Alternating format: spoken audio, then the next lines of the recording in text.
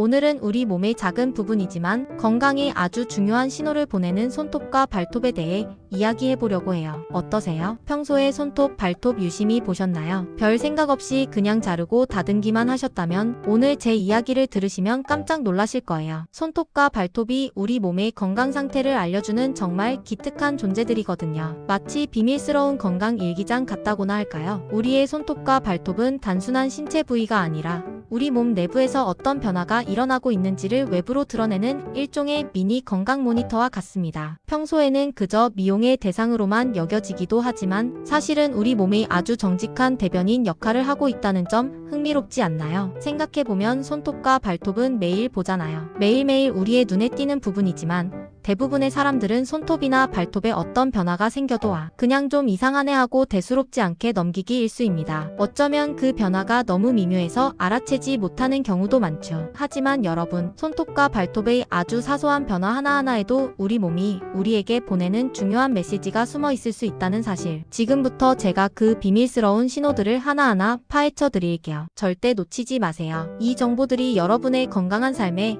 작은 통찰력을 제공하고 혹시 모를 위험 신호를 조기에 발견하는데 도움이 되기를 진심으로 바랍니다. 자, 먼저 건강한 손톱과 발톱은 어떤 모습일까요? 일반적으로 건강한 손톱과 발톱은 부드럽고 은은한 광택이 나면서 투명한 분홍빛을 띈답니다. 표면은 매끈하고 울퉁불퉁함 없이 균일하며 강도도 적당해서 쉽게 부러지거나 찢어지지 않죠. 마치 잘 관리된 도자기처럼 매끄럽고 윤기가 흐르는 상태라고 할까요? 매끈하고 예쁘죠. 하지만 이 건강한 모습에서 벗어나 색깔이 변하거나 모양이 이상해지거나 갑자기 아프거나 염증이 생기는 등 뭔가 평소와 다르다면 어라, 이거 왜 이러지? 하고 한 번쯤 건강을 의심해봐야 합니다. 우리 몸이 보내는 작은 경고음이라고 생각하시면 돼요. 이 작은 변화들을 무시하고 지나치면 나중에는 더 큰 문제로 이어질 수도 있으니 오늘부터는 손톱과 발톱에 조금 더 애정 어린 관심을 가져보는 건 어떨까요? 그럼 구체적으로 어떤 변화들이 건강 이상 신호일까요? 첫 번째는 바로 색깔 변화입니다. 손톱 색깔, 발톱 색깔이 왜 변하는 걸까요? 단순히 외부 오염이나 충격 때문이 아니냐고요? 물론 그런 경우도 있지만 내부적인 문제로 인한 색깔 변화는 우리가 상상하는 것보다 훨씬 다양하고 중요한 의미를 가집니다. 그냥 때가 껴서 그런 거 아니냐고요? 천만에요. 우리 몸속 장기들의 상태, 영양 상태, 심지어 특정 질병까지도 손톱 색깔에 영향을 미칠 수 있답니다. 만약 손톱이 평소보다 너무 하얗게 변했다면 마치 우유를 섞은 듯 희뿌옇거나 창백해 보인다면 혹시 간 건강에 문제가 있는 건 아닌지 아니면 빈혈이 심한 건 아닌지 한번 의심해 볼 필요가 있습니다. 간이 좋지 않으면 손톱이 하얗게 변하는 경우가 많거든요. 간경화나 만성 간염과 같은 질환에서 이런 증상이 나타날 수 있습니다. 또한 혈액 내 적혈구 수가 부족하여 산소 운반 능력이 떨어지는 빈혈 역시 손톱을 창백하게 만들 수 있습니다. 갑자기 손톱이 하얘졌다면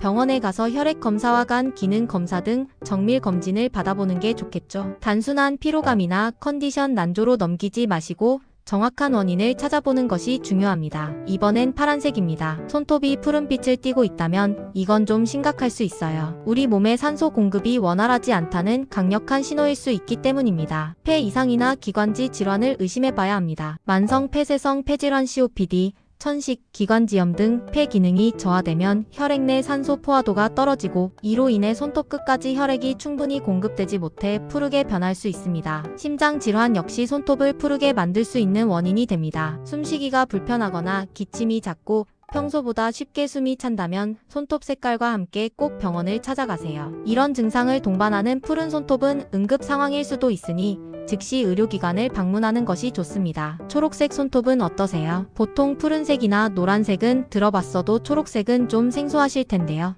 손톱이 초록색으로 변한다면 심장이나 폐 질환과 관련이 있을 수 있습니다. 특히 녹농균 감염과 같은 세균 감염으로 인해 손톱이 초록색을 띠는 경우도 있습니다. 이런 경우 보통 손톱이 들뜨는 현상인 박리 현상과 동반되기도 합니다. 생각보다 다양한 질환들이 손톱 색깔에 영향을 미치죠. 그러니 단순히 초록색이 예쁘네 하고 지나치지 마시고 혹시 내 건강에 문제가 없는지 다시 한번 생각해보세요. 초록색 손톱은 드물지만 나타나면 반드시 진찰이 필요합니다. 그리고 정말 많은 분들이 겪는 노란색 손톱, 이건 곰팡이균 감염, 즉 손발톱 무좀일 가능성이 아주 높습니다. 손톱이 두꺼워지고 탁한 노란색으로 변하며 부서지기 쉽게 됩니다. 특히 발톱에서 흔히 나타나죠. 무좀은 전염성이 매우 강해서 방치하면 다른 손발톱으로 퍼지거나 가족들에게 옮길 수도 있으니 절대 가볍게 생각하지 마시고 피부과를 방문하여 적극적으로 치료받아야 합니다. 단순히 색깔 문제로만 치부해서는 안 됩니다. 아니면 당뇨병을 의심해봐야 할 수도 있습니다. 당뇨병 환자 중 일부는 혈액순환 문제로 인해 손톱이 노랗게 변하는 경우가 있으며 면역력 저하로 무좀에 더 취약해지기도 합니다. 황색 손톱 증후군이라는 희귀 질환도 손톱을 노랗게 만들 수 있는데 이는 폐 질환이나 림프 부종과 관련이 있습니다. 발톱이 두껍고 노랗게 변했다면 무좀일 확률이 높으니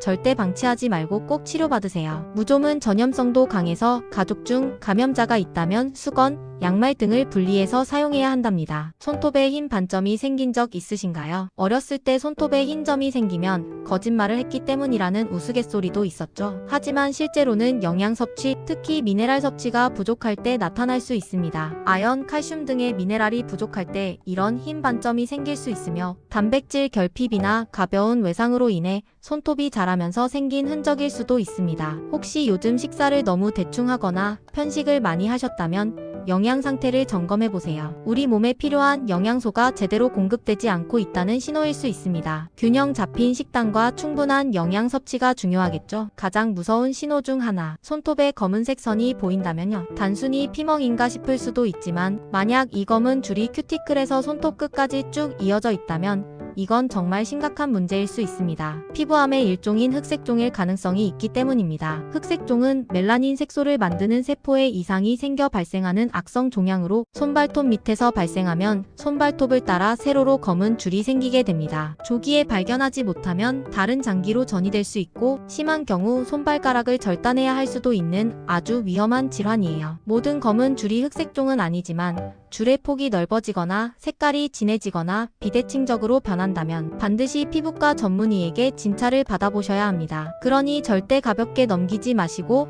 바로 피부과 전문의에게 진찰을 받아보셔야 합니다. 검은 줄이 보인다면 바로 병원으로 달려가세요. 빨리 발견할수록 치료 성공률이 훨씬 높아집니다. 다음은 모양 변화입니다. 손톱과 발톱이 울퉁불퉁해지거나 줄이 생기거나 갈라지거나 하는 등 이상한 모양으로 변한다면 이것 역시 우리 몸이 보내는 중요한 신호입니다. 손톱의 모양 변화는 단순한 미용 문제가 아니라 내부 장기의 건강 문제나 영양 불균형을 나타내는 지표가 될 수 있습니다. 손톱이 울퉁불퉁해지는 경우 표면이 고르지 못하고 마치 물결무늬처럼 보이거나 패인 자국이 있다면 건선을 의심해 볼 수 있습니다. 건선은 면역 체계 이상으로 발생하는 만성 염증성 피부 질환인데 손톱 뿌리를 건조하게 만들어서 손톱 모양을 변형시킬 수 있다고 해요. 손톱 뿌리 세포의 성장에 영향을 주어 손톱이 제대로 형성되지 못하게 방해하는 것이죠. 피부에 건선이 있다면 손톱에도 나타날 수 있으니 한번 확인해 보세요. 또한 철분 결핍성 빈혈이나 갑상선 질환, 류마티스 관절염 등 다양한 질환에서도 손톱이 울퉁불퉁해지는 현상이 나타날 수 있습니다. 만약 울퉁불퉁함이 심하거나 다른 증상을 동반한다면 전문가의 진찰을 받는 것이 좋습니다. 손톱에 가로줄이 생긴 적 있으신가요? 마치 손톱 중간에 깊은 골짜기가 생긴 것처럼 보이는 가로줄을 보선비 AUS 라인즈이라고 부릅니다. 이것은 극심한 피로, 영양 결핍, 폐렴이나 감기 같은 폐 질환, 심장마비, 쇼크, 고열 등 우리 몸에 큰 스트레스가 가해졌을 때 손톱 성장이 일시적으로 멈추면서 생기는 흔적입니다. 마치 나무의 나이테처럼 몸이 힘들었던 시기를 손톱이 기억하고 표시해주는 것이죠. 심한 스트레스나 임신, 홍역, 아연 결핍 등으로도 나타날 수 있어요. 손톱은 한 달에 약 3 정도 자라므로 가로줄의 위치를 보고 언제쯤 몸이 힘들었는지 짐작해볼 수도 있습니다. 혹시 요즘 너무 피곤하고 몸이 약해진 것 같다면 손톱의 가로줄이 그 증거일 수도 있습니다.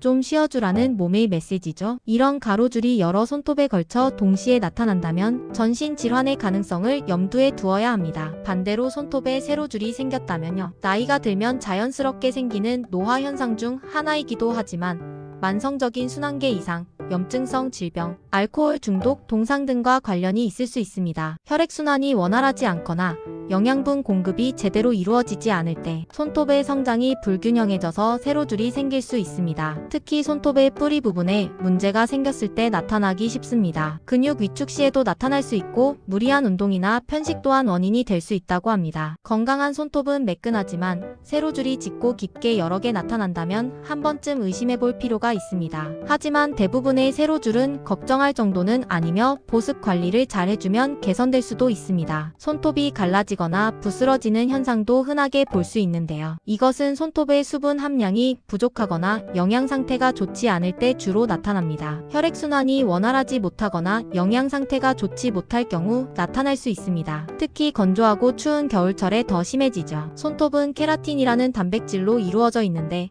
단백질과 비타민, 미네랄 등 필수 영양소가 부족하면 손톱이 약해져 쉽게 갈라지고 부스러질 수 있습니다. 또한 잦은 물 접촉, 화학 물질 노출, 젤 네일 등으로 인해 손톱이 손상되었을 때도 이런 현상이 나타날 수 있습니다. 충분한 수분 섭취와 영양가 있는 식단으로 관리해 주시는 게 중요합니다. 손톱 영양제나 보습 크림을 꾸준히 사용하는 것도 도움이 될 수 있습니다. 만약 손톱 가운데가 푹 들어간 모양이 됐다면, 마치 숟가락처럼 오목해졌다면 이건 철분 부족으로 인한 빈혈을 강하게 의심해 볼 수 있습니다. 이런 손톱을 오목 손톱 또는 코일로니키아라고 부르는데 손톱이 안쪽으로 움푹 파이는 특징을 보입니다. 철분은 헤모글로빈을 구성하는 필수 성분으로 철분이 부족하면 손톱까지 산소와 영양분이 제대로 공급되지 못해 모양 변형을 초래할 수 있습니다. 오목 손톱은 건선, 원형 탈모증, 아토피 피부염과도 관련이 깊다고 하니 다른 증상들이 함께 나타나는지 확인해보세요. 빈혈 증상이 있다면 병원에서 철분 수치를 확인해보는 것이 좋습니다. 여성의 경우 생리량이 많거나 임신했을 때 철분 부족이 흔히 나타나므로 특히 주의 깊게 살펴볼 필요가 있습니다. 반대로 손톱이 불룩하게 솟아오른 모양이 됐다면 마치 시계 유리처럼 둥글게 볼록해지는 현상을 곤봉지라고 부릅니다. 이는 호흡기나 소화기관 기능이 원활하지 않음을 의미할 수 있습니다. 폐질환, 폐암, 만성기관지염, 폐섬유증 등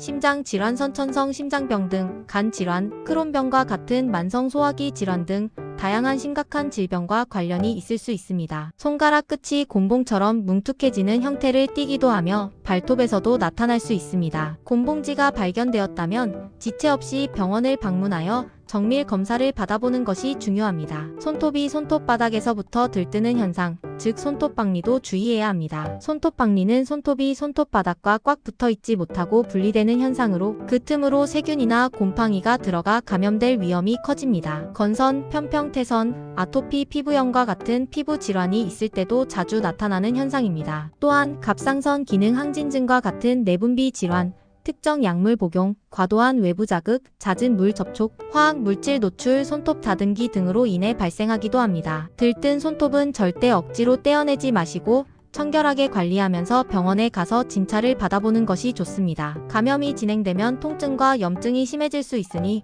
조기에 치료받는 것이 중요합니다. 마지막으로 기타 중요한 신호들입니다. 이 얘기는 안 할 수가 없죠. 바로 내향성 발톱입니다. 발톱이 살 속으로 파고들어서 염증과 어마어마한 통증을 유발하는 그 고통, 경험해보신 분들은 아실 거예요. 이 내향성 발톱은 발톱을 너무 짧게 깎거나 발톱을 둥글게 깎는 습관, 발에 맞지 않는 꽉 끼는 신발을 신을 때 주로 발생합니다. 잘못된 보행 습관이나 유전적인 요인도 영향을 미칩니다. 통증이 있다면 방치하지 말고 병원에 가서 치료를 받으세요. 초기에는 간단한 처치로 해결될 수 있지만 심해지면 수술적 치료가 필요할 수도 있습니다. 예방을 위해 발톱을 너무 짧게 깎지 말고 일자로 자르는 습관을 들이는 것이 중요합니다. 그리고 아까 노란색 손톱에서 언급했던 손발톱 무좀도 다시 한번 강조하고 싶어요. 곰팡이균에 감염되어 발생하는데 발톱이 두꺼워지고 노랗게 변하며 부스러지기도 합니다. 심하면 갈색이나 검은색으로 변하고 악취가 날 수도 있습니다. 무좀은 전염성이 매우 강해서 수건이나 양말을 같이 쓰는 가족에게도 옮길 수 있고 방치하면 치료가 더욱 어려워집니다. 감염이 의심된다면 꼭 병원 치료를 받고 개인 물품을 분리해서 사용해야 합니다. 치료는 항진균제 복용이나 국소 도포제를 사용하는 방법이 있습니다. 완치까지 시간이 오래 걸릴 수 있으니 꾸준한 치료가 중요합니다. 그리고 손톱 밑에 있는 반월이라고 하는 흰색 반달 모양 보셨죠? 이 반월의 크기나 유무로도 건강 상태를 짐작할 수 있다고 합니다. 보통 건강한 사람은 반월이 분명하게 보이며 엄지손가락에 가장 뚜렷하게 나타납니다. 하지만 건강이 좋지 않으면 반월이 작아지거나 아예 사라지기도 한다고 해요. 영양 결핍이나 갑상선 기능 이상, 심혈관 질환 등과 관련이 있을 수 있습니다. 반월이 갑자기 사라지거나 크기가 변한다면